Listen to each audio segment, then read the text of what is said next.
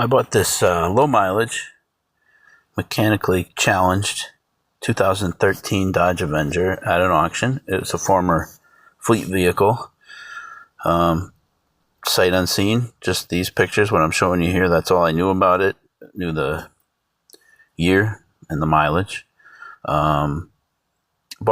This is the fifth vehicle I bought from this auction, and I've had pretty good luck with them. They do a good job of describing what's wrong with it.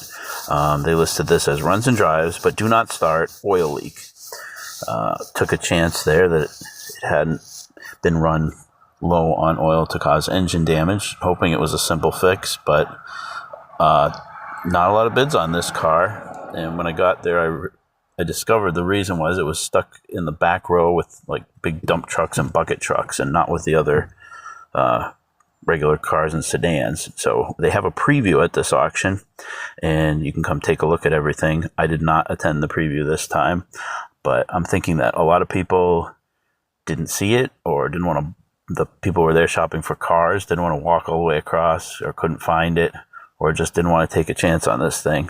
And but I did for the price. Bought it for $850. Was about just under $1,100 out the door with all the fees, auction fees. So I figured even if it's got a hole in the block, I can pick up an engine for around $1,000, priced them out, and I can still come out ahead on this thing. Low mileage, clean body, clean interior, clean title car, middle-aged car, 12-year-old car. Not a 20 or more year old car, so it should have good appeal for resale. Got to the auction site, brought a jug of oil with me, filled it up, and it immediately started pouring out the bottom. When I say pouring, a stream, not a drip, but a steady stream. So I drove it up on the trailer and put a pan immediately under it to catch it while I strapped it down. Drove a couple miles to a Walmart, put the pan under it again. Went into Walmart, came back, so it had already leaked out 3 quarts at that point into the pan. So out of 5 quarts, it was mostly drained within 2 hours. That's how quickly it was leaking. Well, here it is. Got it home, took the straps off, and it's just been sitting on the trailer. So we can do a quick walk around and look at what you can see at eye level down below here while it's up on the trailer. First thing is the lower bumper trim / shield that's hanging down. A few scuffs and scrapes. A lot of this is just dirt. A little bit of a stress crack in the paint there. Headlights are nice and bright. Little remnants of some kind of marking decals, vehicle number there, and some paint chips on the front end of the hood. I think this is an aluminum hood, and those tend to corrode along the front. Looking down the side of it, really no scratches or door dings other than one tiny little dimple right here where you really have to want to see it. But paint's nice and shiny, brilliant. Not even that dirty. There is evidence here that you can kind of see a spot. They removed some kind of logo or lettering decal. That looks like a very light scratch that'll buff out. Down low, I don't see any rust on the rocker. A couple little paint chips on the door handle. Nothing to get upset about. Here up front, we got some hubcaps with a little bit of peel and paint and brake dust staining. Firestone tires with quite a bit of tread remaining, and it looks like newer struts at the front.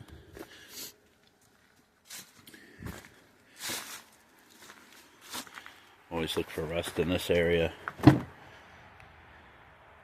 there is none. Back here for a tire, we got what is this? Bridgestone. This one looks a little more worn, but definitely passable. Maybe 30% tread left on that. Coming around the back, Taillight looks good. This, I don't know what this is. Bird crap, something. No scuffs or scrapes on the corner back here where you would likely see them, especially this little ridge. A couple little nicks and such from taking things in and out of the trunk. Some more remnants of some lettering there. A little bit of a scuff here on this corner. A little bit there. But again, when this is down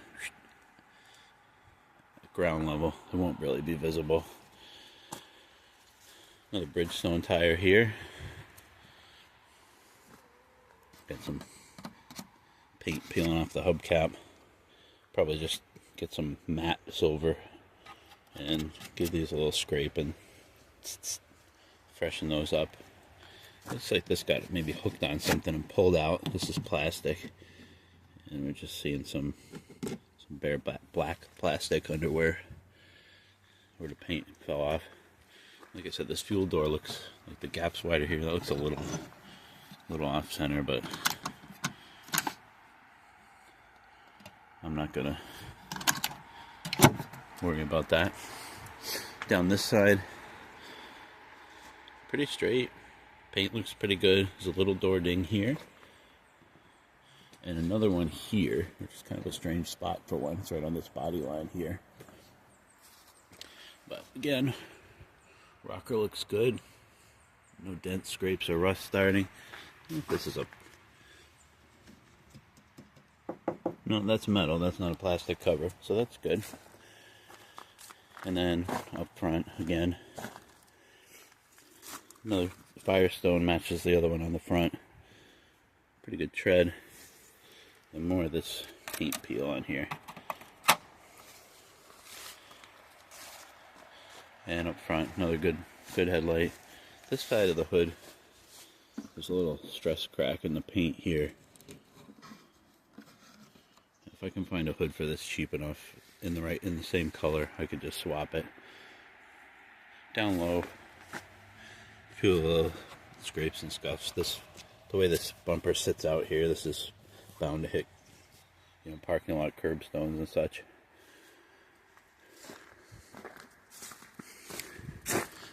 Alright, I'm not going to start it today. I'm going to jack it up on the trailer here and see if I can pull off that oil pan and get a good look, make sure there's no other damage. I got new oil and a filter here in a bag for when I get the new oil pan, which I'm expecting tomorrow. Jack's in, holding it up. We can see the massive oil slick under here. But that's just a good sealer for the boards here on the trailer. 10 years when this board's all rot apart, that spot will still be great. Threw down some cardboard so I'm not splashing around in this puddle. Okay, here's a good close-up of this oil pan.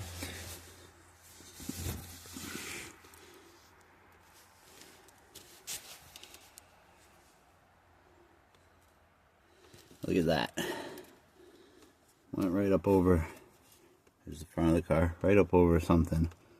And ripped a hole right in it. Maybe not the first time either, because this is a Spectra part. This has been replaced once before.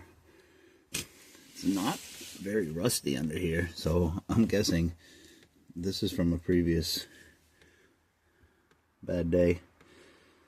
Interesting. I'm just going to flip this around. I'm looking up here. This is the back side of that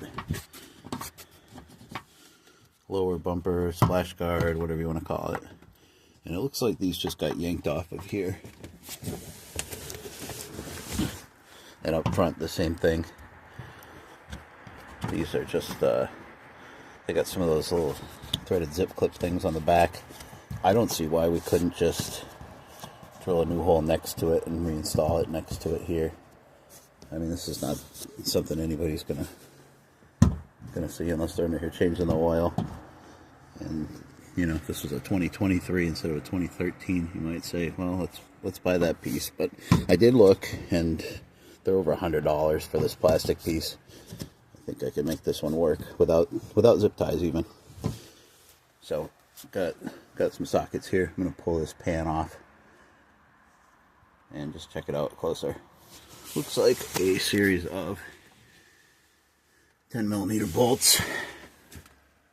They all look accessible, and probably the biggest pain is going to be this bracket here for the air conditioner. That's going to have to come off, this bolt, and then I think 2 here, and we'll see.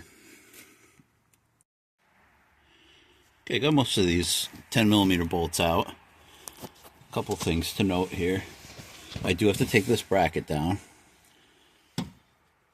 So that those 2 holes, the one through the aluminum bracket and the one through the black steel oil pan, those are both 13s. The ones going through the bracket are shorter. This is a very long bolt, as is this one, obviously.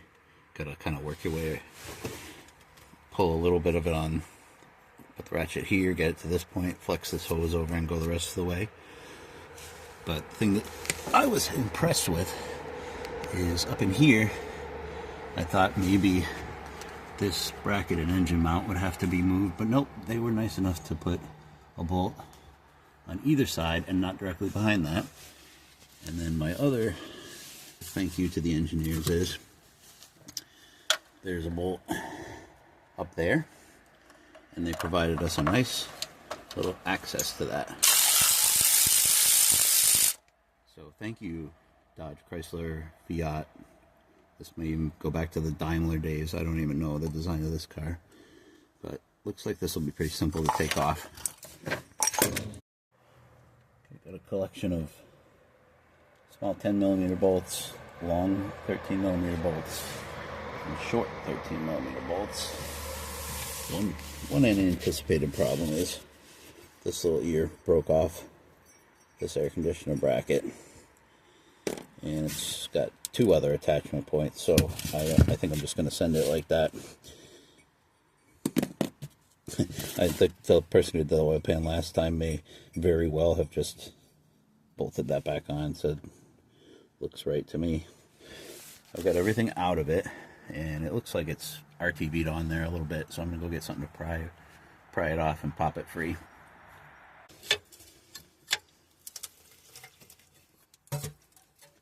Alright, catch that. There it goes.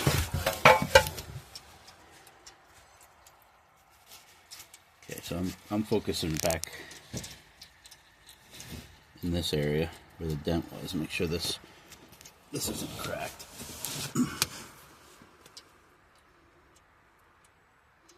No, everything looks good there. The screen inside for the pickup's nice and clean. Everything in here is really clean. Like I said, this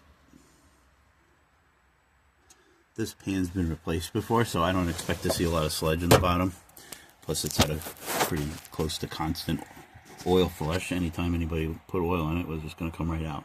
Let me pull this out and we'll take a look. Looks pretty good.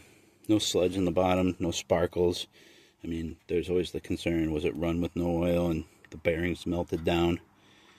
I don't think that's the case here. It didn't knock when it was started. When we drove it up on the trailer, it was inside where the impact was. Can't really see daylight. So this looks like a best case scenario. Yeah, look, you see it gouged all the way down there on the inside. There's a few little, I think they're flakes of this black paint mixed in here. I did see one before, but not bad overall.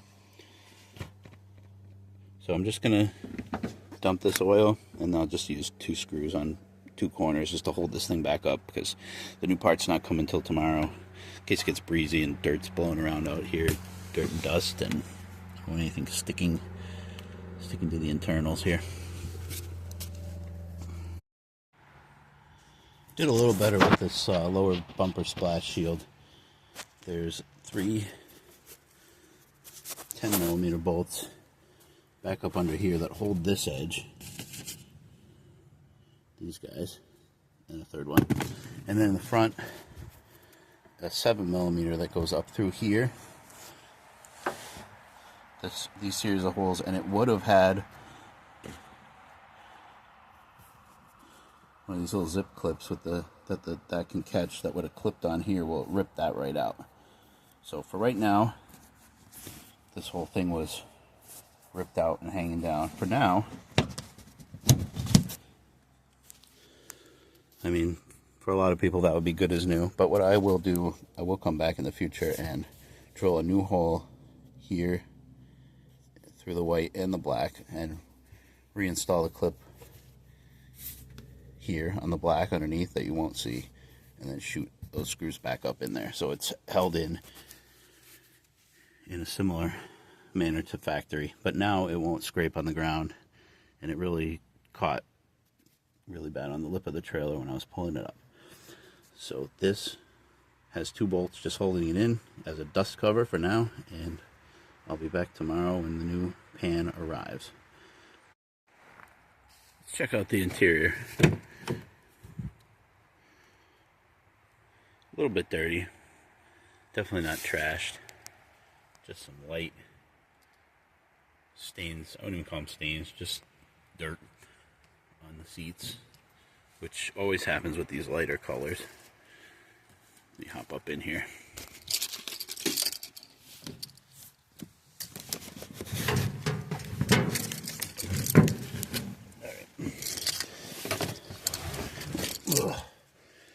So there we see our 86,000 miles. Everything here looks to be in pretty good shape.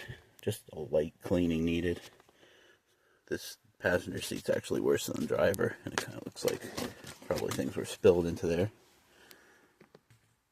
2 cents in the profit category. Automatic with the auto stick feature. Pretty basic. Heat and air controls. Standard early 2010s Chrysler radio with the aux input and a CD.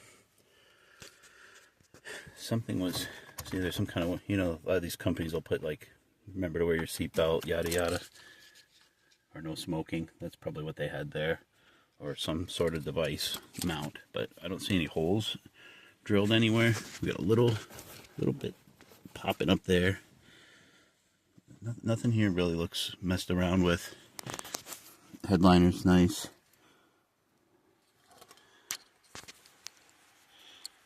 Got cruise control on the steering wheel.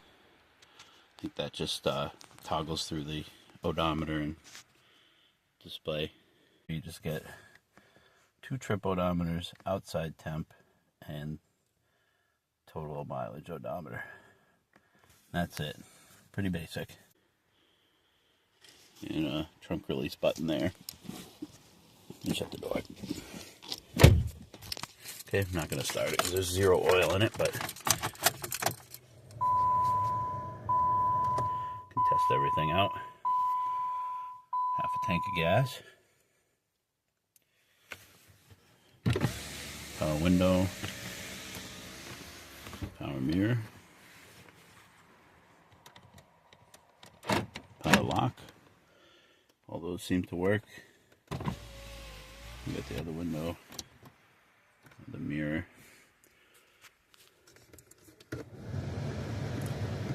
Blower works. And we'll have to switch modes. Do I hear it switch? Yep. Well, that seems to work. Radio. The station. There we go. That works pretty good. Just map lights here. I don't even want to touch this. My hands aren't that clean. Okay. How about the glove box? Just a manual.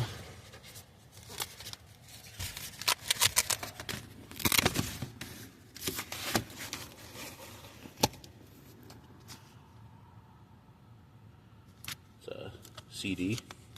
Still in the cellophane. Be a collectible on eBay someday. Not. And just various brochures and owner's manual. Nice. And what about in the center console? Nothing. Just little bits of trash. I think these have a bumper tray. Yep. Nothing in there either. Horn works. Lights. Wipers. Check, check, check. Okay, well, we can do everything but start it. Let's run a scan on it and see what pops up. I didn't even notice when I was pulling it on the trailer if there were any lights on. I was just so anxious about the oil spilling out. I just wanted to get it on there and get to the point of shutting it off. So let's do that now. Okay, got the scanner connected. It detected this car, so let me run the diagnostic and see what comes up. Believe it or not, there are no faults at all in this car. This came with a working battery. It's one of those really difficult to get to batteries that's tucked in the fender liner in front of the front wheel in there. So there's not an easy way for me to see how old it is. So this should have no warning lights. Back seat and the floor, just a light vacuuming. Seats themselves are very clean. Door panels look nice, both sides. Backs of the seats. Ooh, do we have goodies in this pocket? Nope, empty. There's a armrest with cup holders there, and a pass through to the trunk. And I believe, here we go. Yep, the seats fold down for long stuff. Let's check out the trunk. It does have the classic mid-2000s, early 20-teens Chrysler key fob. Came with one, and it does work. And let's see the trunk pop. Yep. Not much happening here. A bunch of leaves and junk here where they shouldn't be. Pretty good sized trunk, nice and clean. How about underneath here? Yep, the usual stuff is there. The tire does not appear to have ever been used. I'm sure they had a roadside line they would call if they had tire issues, but it doesn't look like anybody would put this tire on. This is all in really good shape. This does not look like it was any sort of service person's car. There's no dirt or anything, any evidence of stuff being dragged in and out of here on a constant basis. There's a little wear here. That's about it. And like I showed you before, just a few little light scratches like any 12-year-old car probably has by now on the top of the bumper surface from the trunk.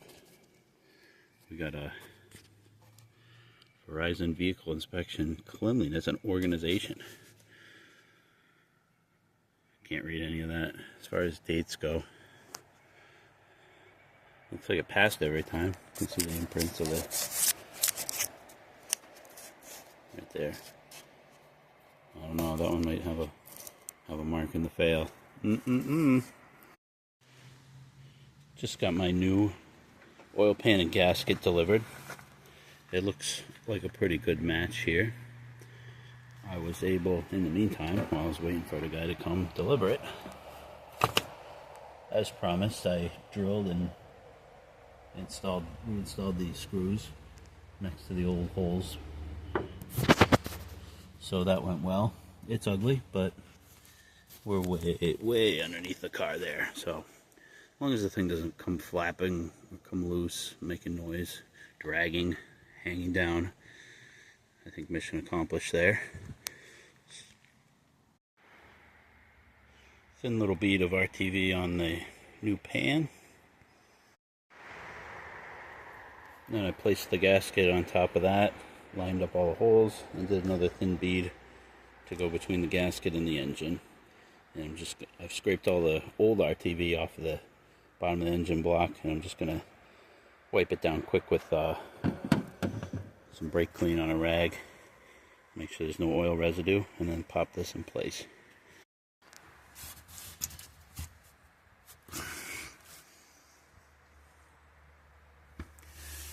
Okay, new pan is up in place.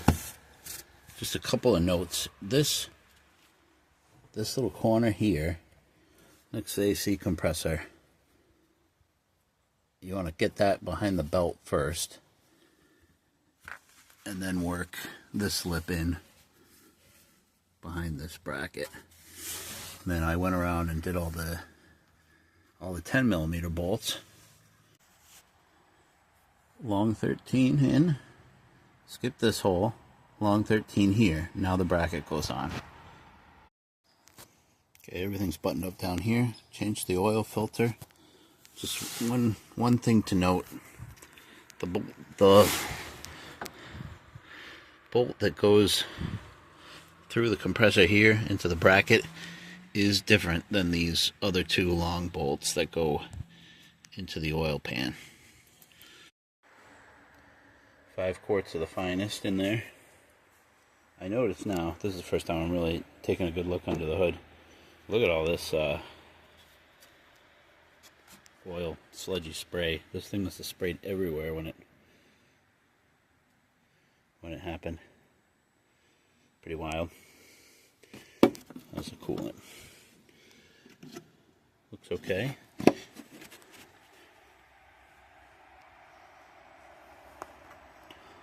It's at the add line, but that's for hot, so I'm not going to worry about that. Go under the cap here.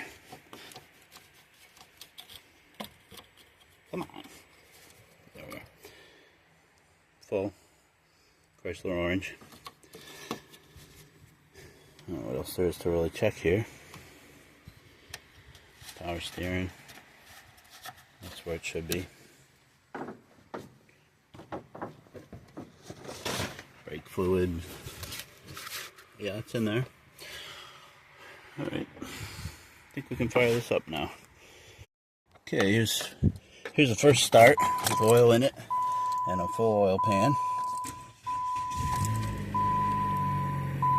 Watching that oil light, and it went out, and everything went out except for the seatbelt light. Sounds pretty good. I'm still on the trailer here, so let me hop down and take a look around. Runs pretty good. These aren't the quietest engines to begin with, so it's a little buzzy, but I think these all are. Sounds pretty good. Smells like a lot of oil burning off. I think we're gonna have quite a bit of that as there was spray going back underneath that I'm sure is on the exhaust. Starting to get dark here. So let me reattach the trailer to my truck, pull up, and get this thing down off the trailer because I need to use it for something else soon. Coming attraction. And I'm looking at that oil pan right here, and I do not see any leaks or drips. I mean, it's all over the floor, so far so good.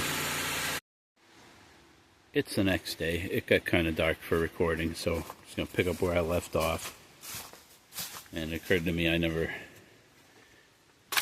did check the oil on the stick. Might be a little bit overfilled. I just dumped the 5-quart bucket in there and crossed my fingers. But the good news is it has not all leaked out. I'll take a peek under here and see.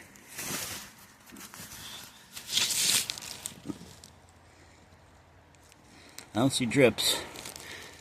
I'll pull this thing back and take a look. Let's fire it up and do a cold start.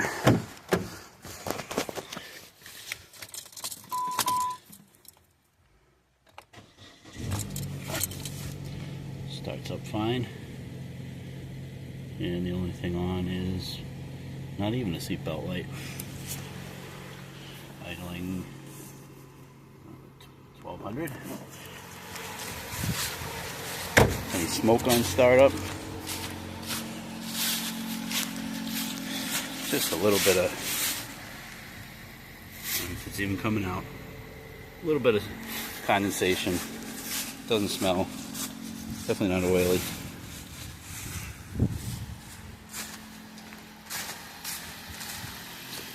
Never tried the AC.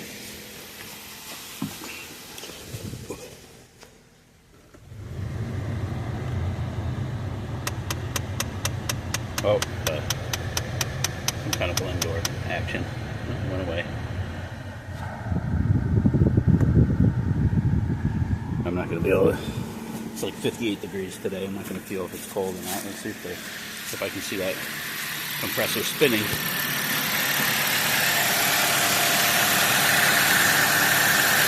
Yep, right down here.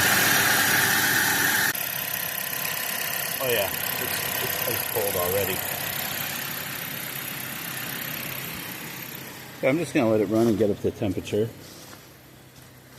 Make sure it doesn't overheat. So I'll be back in 10 minutes or so. Backed it up.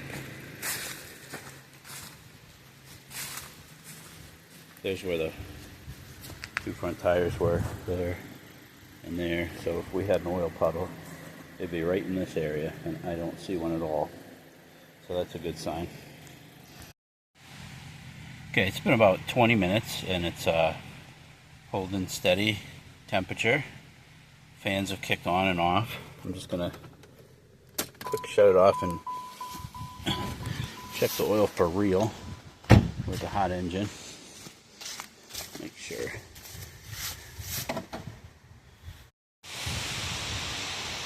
Looking good.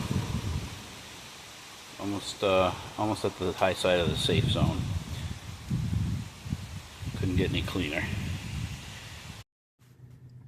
Okay, out here on the road, let's give it a shot.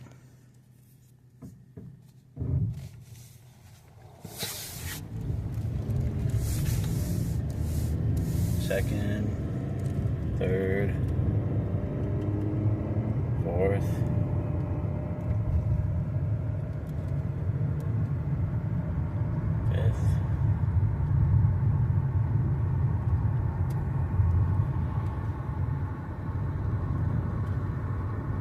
Sixth. All right. Goes down the road nice and straight. No vibration, no noises. Brakes feel good. Yeah, no complaints here. No noises from the suspension, wheel bearing noises. I think this one's just about ready to go mechanically. All right, return to base here. Got lucky with this one. I've only got $40 for that pan, and then oil and a filter, and then another jug of oil. So $80 into it. Like I said, I'm gonna look for a hood, but if not, I'll do some touch up on that front edge just to make it look better. He hasn't checked it out yet, so he always wants to smell inside of cars. Do a little touch up on these hubcaps, like I said, and just a good clean and interior detail. These are book value at between 4 and want some more attention. These book value somewhere between 4 and like 5,500. But right now, not the time to sell it. By the time I get the title from the auction house, which can take a week or two sometimes, and then I go to my state and apply for a new title. It takes them sometimes 6 weeks for a car coming from out of state. So it's October 20th today.